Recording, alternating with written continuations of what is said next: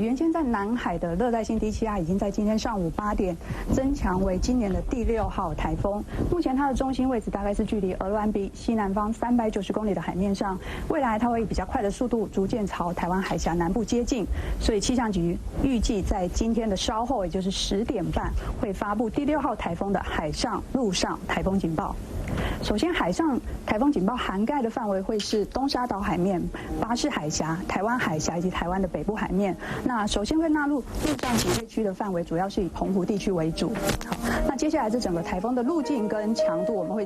为大家做一个说明。在强度的部分，它现在所处的大气跟海洋的条件也会有利它强度是略微增强或是维持。那不过明天之后逐渐进入台湾海峡，强度就会稍微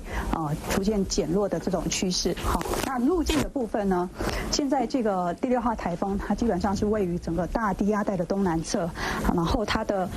东边是处于太平洋高压的西侧，所以整体的导引气流会让它朝北东，然后之后再转偏北的方向，也就是朝台湾的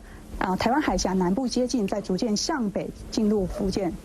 陆地。好，所以以这样的路径来评估的话，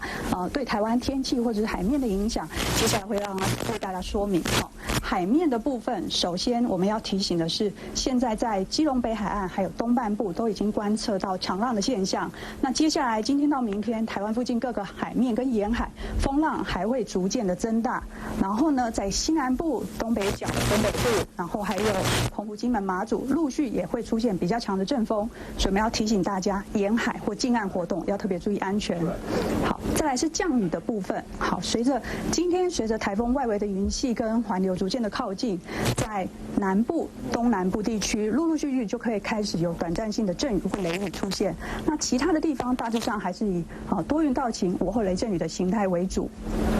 今天晚上到明天，随着台风逐渐的靠近，除了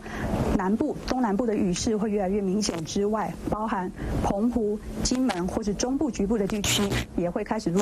陆续出现短暂性的阵雨或雷雨。那至于台湾其他的地方，也会有局部性的降雨出现。所以我们要提醒从今天下午到明天，在台湾的南部、东南部、中部局部地区，还有澎湖、金门，会有容易有短时的强降雨，要留意大雨或者是豪雨发生的可能。它影响到什么时候？好，整体来说，今天晚上到明天的上半天是台风最为靠近我们的时候。明天下午它逐渐进入